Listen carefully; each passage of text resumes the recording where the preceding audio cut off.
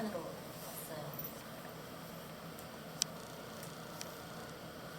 우리 아들은 좀 그냥 이곳에 온 이유는 나중에 한전 들어가려고, 그래서 경력을 쌓으려고 한 2년 쌓으면 된다고 해갖고 이곳에 오게 됐고, 그래서 사고가 났거든요. 근데 태안으로 이제 가던 중에 경찰서에서 먼저 연락이 와서 그쪽으로 가고 있었는데, 그 태안 의료원 쪽으로 가라 그러더라고요. 그래서 이제 갔는데 그 안내하는 쪽에 가서 물어보니까 이런 인상착의를 얘기하니까 이런 사람 들어왔냐고 하니까 안 들어왔대요. 그래서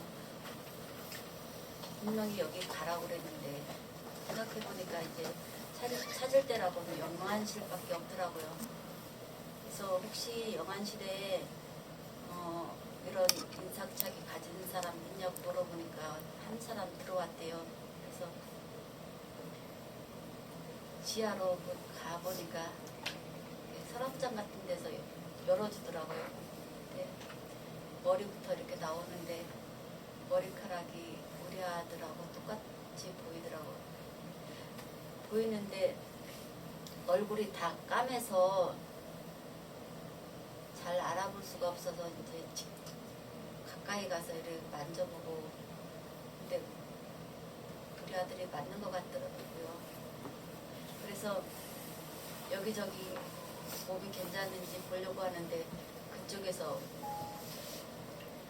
만지지 말래요. 왜 그런지 그랬더니 몸 상태가 너무 안 좋아서 보면은 안 된다고 얘기하더라고요. 그러면 말로라도 얘기해달라고.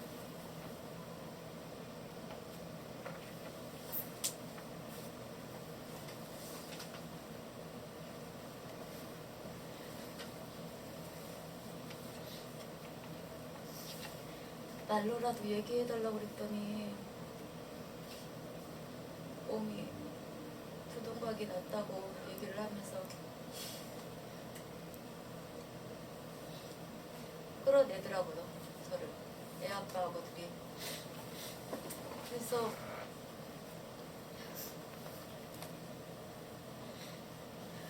복도에 끌려 나오고 다시 들어가려니까 문을 잠그더라고요. 그래서 정말 뒹굴어 가면서 울었는데, 다른 사람들은 기절이라도 한다던데 아무리 소리 지르고 해도 기절이 안 되더라고요. 힘이 빠져서 그냥 1층으로 올라오는데 하청회사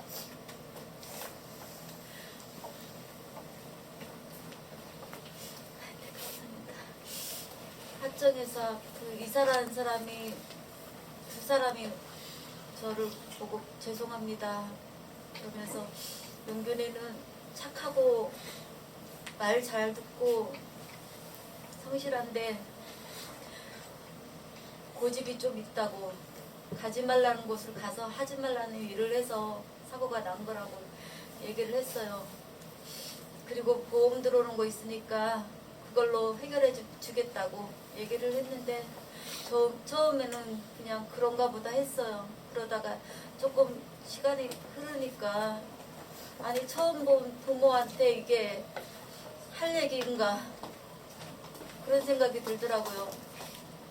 우리 아들은 제가 알기에는 하지 말라는 일 할 애가 아니거든요.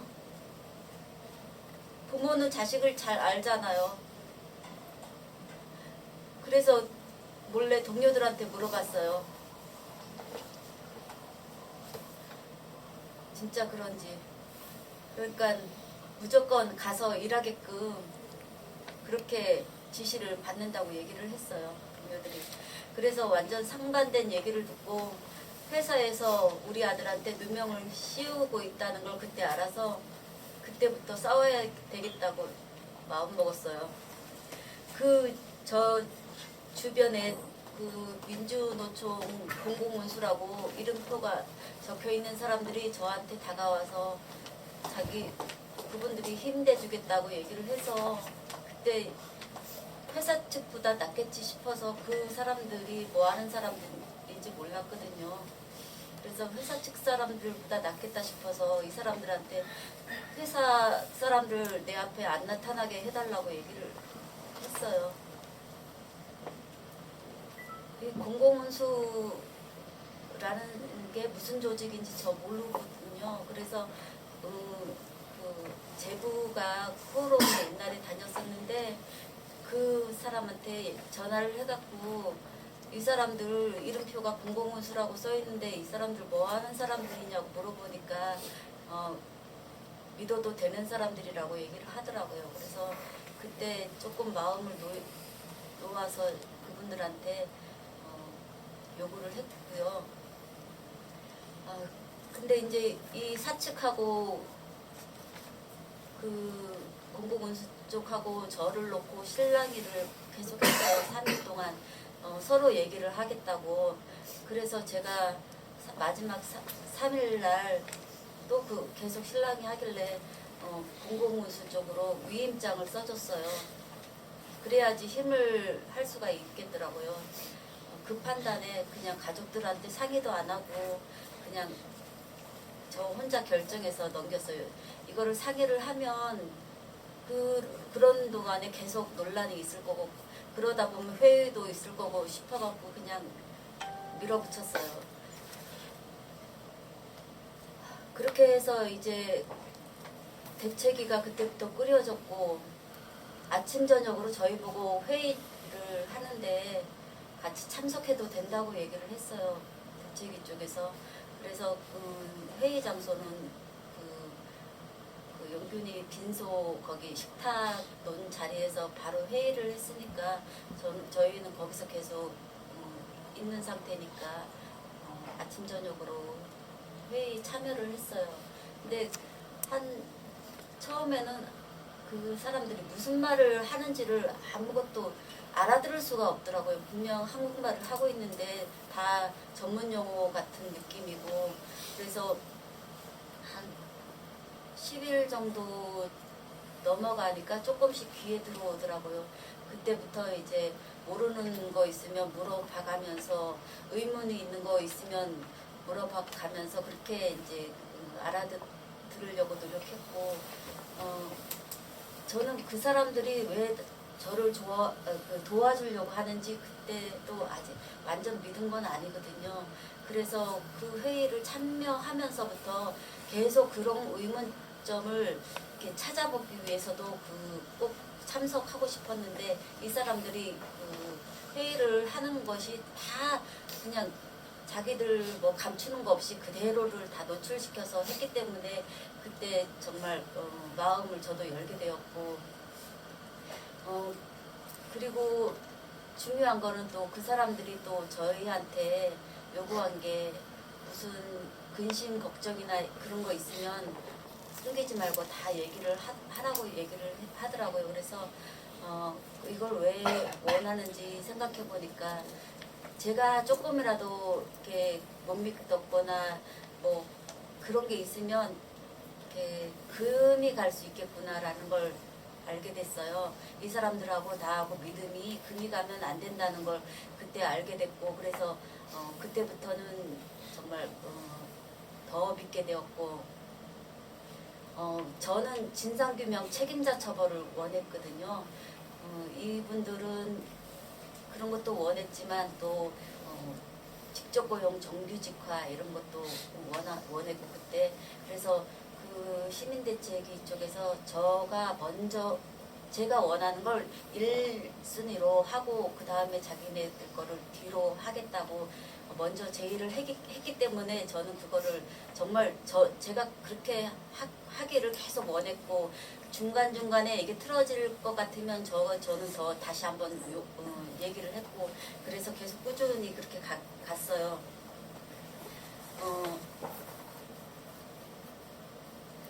그러다가 그러기 전에 또 사고가 난 지 한 3일 있다가 현장 답사를 했어요. 우리 아들이 왜 죽을 수밖에 없었는지 그 이유가 뭔지 저희가 눈으로 확인하고 싶었어요. 그때 그래야만 더 확신을 할 수 있다고 생각했기 때문에 그래서 아들 동료들한테 얘기를 했고 그래서 처음부터 끝까지 용균이가 이랬던 거를 행선지를 알려달라고 하고 같이 가기를 원했어요. 그래서 들어가는데 처음에는 샤워실부터 그 다음에 캐비넷 그 다음에 현장을 들어가는데 올라가는 게 우리 보통 이렇게 올라가는 게 계단식으로 이렇게 올라가잖아요. 근데 이거는 사다리가 이렇게 반듯하게 이렇게 돼 있는 식으로 계단이 돼 있어요. 그냥 이렇게 올라가고 뒤로 이렇게 내려오고 그리고 그 기계 한 대가 15층 높이에요. 되게 큰 기계인데 여기에는 15층 높이인데도 그 올라가는 15층 높이의 발판이 구멍이 숭숭 뚫려 있는 그런 발판이에요. 그래서 고소공포증이 있는 사람들은 절대 이런 일 하지 못할 정도로 위험한 상태였고 그리고 이게 탄탄하면 되는데 그것조차도 약간 움직이는 그런 상태라서 너무 우리 아들이 그런 곳에서 일했다는 게 그리고 또 일하는 곳을 들어가 봤어요. 들어가 봤는데 이렇게 약간 내리막이에요. 근데 이렇게 분진이 워낙 많이 날리다 보니까 이렇게 눈처럼 쌓여 있어요. 그래서 미끄러지려고 그래서 제가 옆에를 잡으려고 하니까 그 동료가 하는 말이 평소에 이게 가동될 때는 옆에 못 잡게 돼 있대요. 그래서 왜 그러냐 그랬더니 회전체가 다 이렇게 노출되어 있기 때문에 위험해서 잡으면 안 된다고 그렇게 하고 그러면 그냥 넘어질 수밖에 없잖아요. 사람이 이렇게 실수라도 한다면. 그래서 이게 우리 아들이 봤던 게 90폭이에요. 최신 시설이라고 하는데 여기에는 이렇게 컨베이어 벨트가 이렇게 철체로 쌓여져 있어요. 쌓여져 있는데 그 속에 컨베이어 벨트가 아주 속도도 빠르고 위력도 센 이 곳에서 회전체가 다 노출되어 있는데 밤에는 이 안에 그 불빛이 없어요. 제가 들어갔을 때도 그냥 위에 있는데도 불빛이 뽀연데 그때 가동하지 않은 상태잖아요. 이 가동하면은 더 어두워지겠죠. 이게 분진이 날려니까 그 상태에서 용균이가 일하는 그 철체에 가려진 데는 더 엉망이겠죠. 우리 아들이 90호기 일했는데 다른 곳에 18호기까지는 이 철체가 다 없어요. 그래서 그냥 분진이 오만상 날리게 구조가 그렇게 되어 있고 이곳을 우리 아들이 그 컨베이어 벨트 위에 일하는 게 이제 삽으로 낙탄을 떠 올리는 거하고 이상 소음 있을 때 사진으로 찍어서 상부한테 보고를 하는 역할을 했더라고요. 근데 제가 그 15층 높이 층층마다 올라갈 때마다 이런 그 사람 성인이 겨우 들어갈 문이 양쪽으로 엄청 많았고 이속을 애가 점검을 계속 밤새도록 해야 되는 입장이더라고요. 혼자서. 근데 그 가는 곳에 보면은 무덤처럼 이렇게 낙탄이 또 쌓여져 있어요. 시간 날 때 이것도 처리해야 되고 낙탄도 퍼올려야 되고 회전체 이상 소음이 있으면 그것도 가까이 가서 분진이 많이 날리니까 폰으로 찍으려면 최대한 가까이 가야지 이거를 제대로 찍도록 그렇게 되어 있더라고요. 가까이 가지 않으면 가서 찍지 않으면 제대로 상부한테 보고를 할 수 없을. 그러니까 이게 회전체에 그 가까이 가니까 이렇게 그 옷깃이라도 조금이라도 끼면 그냥 딸려 들어가서 죽을 수밖에 없는. 이 바깥에는 풀코드라는 그 안전장치가 있어요. 근데 안전장치가 평소에는 축 늘어져 있다고 동료들이 얘기했어요. 근데 있었는데 제가 갔을 때는 탱탱하게 감겨져 있었거든요. 당겨져 있었어요. 그래서 이미 제가 갔을 때는 이미 현장도 깨끗하게 물 청소가 되어 있는 상태였고 이것도 탱탱하게 감겨져 있는 상태였고 그래서 왜 축 늘어지게 했냐고 그러니까 이게 살짝만 건드리면 터치가 되면 스톱이 되니까 이제 이게 가동을 하려고 그러면 30분 이상을 이렇게 그 가동 시간이 걸린대요. 그래서 그 시간이 만약에 스톱이 되면 원청한테 이 스톱된 거를 갖다가 하청이 물어주도록 금전적인 이제 물어주도록 그렇게 이제 되어 있어서 이걸 못 건들게. 근데 용균이는 안에 들어가서 일하는데 밖에 있는 그 풀코드 장치가 축 늘어져 있는 상태고 삽으로 퍼올리다가 끼면 늘어져 있는 것도 이 줄이 엄청 길거든요. 그걸 당기려면 시간도 그만큼 걸릴 거고 거기다가 안에서 퍼올리면은 이걸 언제 나와서 그걸 당겨요. 그것도 말도 안 되고 실질적으로 이거는 그냥 보여주기식 무용지물인 안전장치였던 거죠. 저는 그 당겨서 이렇게 탄탄하게 해놓은 그걸 보고 또 너무 마음이 아팠어요. 우리 아들이 왜 죽었는지를 보려고 왔는데 다 물청소되어 있고 아무 흔적이 없고 그래서 너무 분해갖고 그 속에서 정말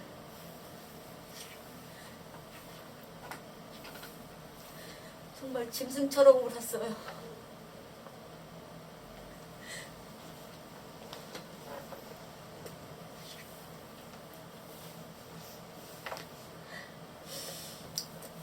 우리 아들 동료들이 하는 말이 용균이는 3일 동안 안전교육 받았대요. 사람이 없다는 이유로. 원래는 3주 이상 모르겠어요. 이렇게 위험한데 3주 이상인지 정확히는 저도 잘 모르겠는데 원래는 훨씬 많은 교육을 해야 되는데 겨우 3일 동안 교육을 받고 겨우 길만 알 정도 15층 높이라면 자기가 무엇을 하고 업무 할 거를 또 교육받고 3일 동안 겨우 길만 알 정도에서 동료들이 그러더라고요. 자기네들 교육받고 길 잊어먹은 때도 있었다고. 그래서 3일 동안 하고 또 위험한 일을 2인 1조를 그 오랫동안 일했던 사람들도 한 번도 2인 1조 해본 적이 없대요. 근데 그 사고가 나니까 원청에서는 무조건 2인 1조 하게끔 되어 있는데 하청에서는 하청에서 잘못해서 그렇게 한 거라고 속이고 있고 그리고 우리 아들이 그 다른 사람들은 헤드랜턴이라고 불빛이 있는데 그거를 모자에 쓰게끔 되어 있는데 우리 아들은 아예 처음부터 지급받지 못했고 그래서 개인 휴대폰으로 그냥 불빛을 비춰서 사고가 난 날 그게 휴대폰이 켜져 있는 상태에서 떨어져 있어서 그때 우리 아들이 폰으로 그렇게 하다 죽었는 걸 그때 CC 카메라 통해서 알게 되었고 동료들 그 현장 증언으로 알게 되었습니다. 그리고 또 많이 억울한 거는 사고가 났는데 우리 아들이 시신도 수습도 안 된 상태에서 옆라인 가동하라고 그리고 사고가 나고 들 것이 없으니까 탄자루로 시신 옮기라고 정말 우리 아들은 짐승보다 못한 취급을 받았다는 게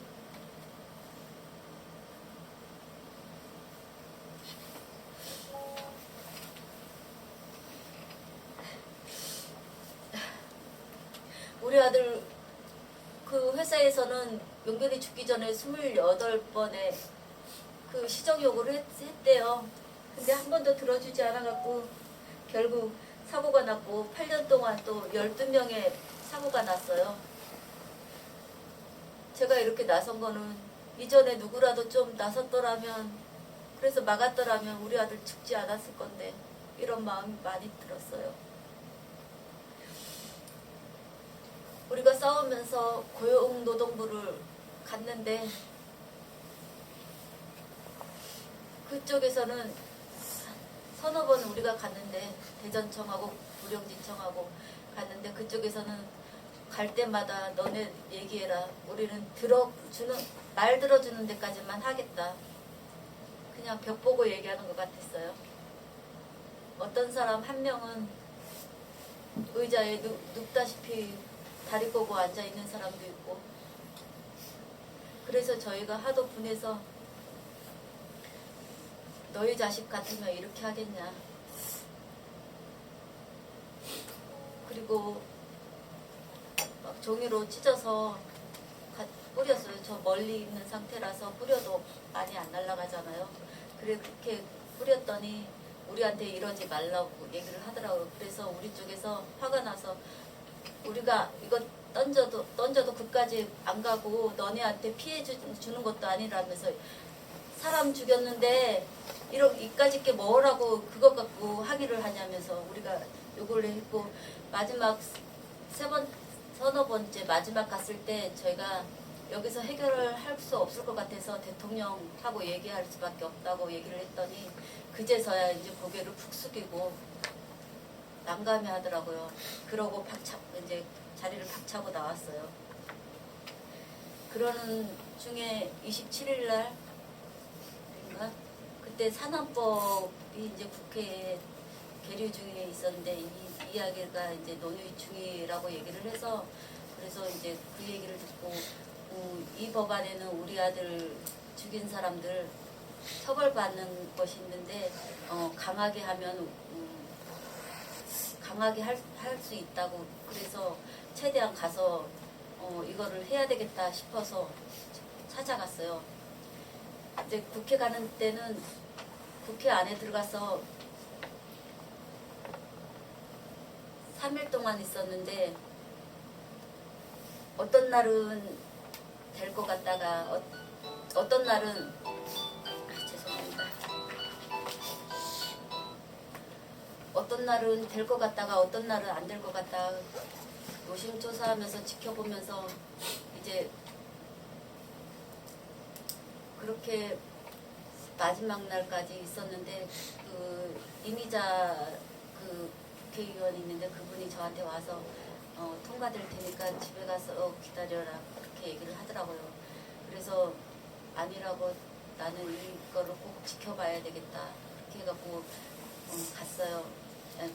지켜봤어요. 그래서 지켜보는 마지막에 그분이 단상위에 올라오셔서 저 위에는 지금 유가족이 지켜보고 있다라고 또 얘기를 해서, 저 사람들을 나를 끝까지 지켜보고 있었구나라는 걸 그때 알고, 내가 참 끝까지 있었던 게 참 잘한 일이구나라는 걸 그때 알게 되었고, 정말 저는 정치인들을 정말 못 믿거든요. 이 일이 있고 나서는 더 못 믿고, 정말 이제 콩으로 매주를 쓴다 해도 못 믿는 상태예요. 그리고 이제 이 일 겪으면서 2달 정도 투쟁을 했는데, 겪으면서 많은 사람들이 같이 싸웠고, 그러면서 또 많은 사람들이 계속 죽고 있는 걸 봤어요.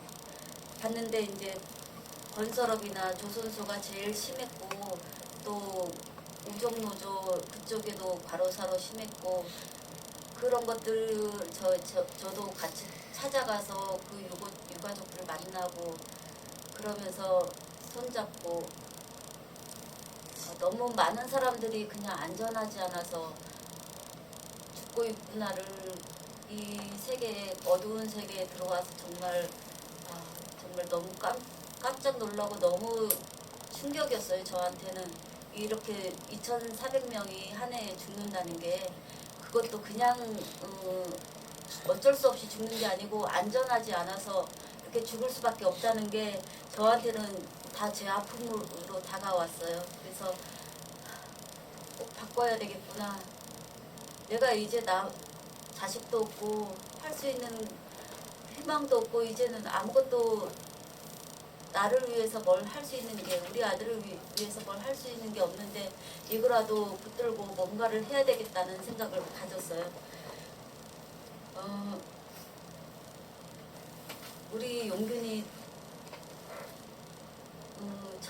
용균이도 청년이었잖아요. 그리고 학생들 그리고 사회에 곧바로 나오는 애들 그 사람들이 다 용균이 절차를 많이 밟을 거 아니에요. 그래서 직장이 정규직이 정말 협소하고 나머지는 다 비정규직으로 가는데 이 사람들 안전하지 않은 곳에 많이 또 입사할 거 아니에요. 그래서 막 마음이 불안하고 용균이 동료들도 계속 회전체 노출되어 있는데 그곳에서 일하는 것도 많이 불안하고 그래서 용균이 동료들 보고도 그곳에서 일하지 말라고 또 요구했고 그 대학 나오고 이런 청년들이 회사를 못 구하고 또 억지로 구해서 그런 위험한 장소에 들어가면 또 일하다가 다치고 죽고 이러면 또 나머지 그 놀고 있는 인원들을 또 같이 또 기계 부품 마냥 또 그 사람들을 채워넣고 이런 것들이 계속 반복적으로 되어 있다는 게 너무 암담한 현실이라고 생각합니다.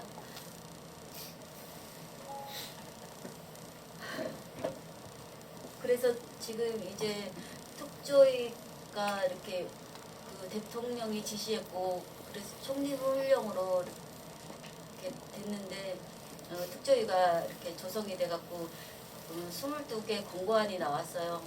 나와서 이제 직접 고용 정규직화가 답이라고 이제 제일 핵심적인 걸 얘기했는데 아직 정부에서는 어떠한 답변이 없어요. 어떻게 하겠다는 대통령이 지시하고 많은 그 진짜 전문적인 사람들이 그걸 조사해서 권고안을 내놨는데 대통령이 아직도 미그적거리고 있다는 게 그래서 우리는 지금 광화문에다가 그 분향소 설치를 해놨어요. 다시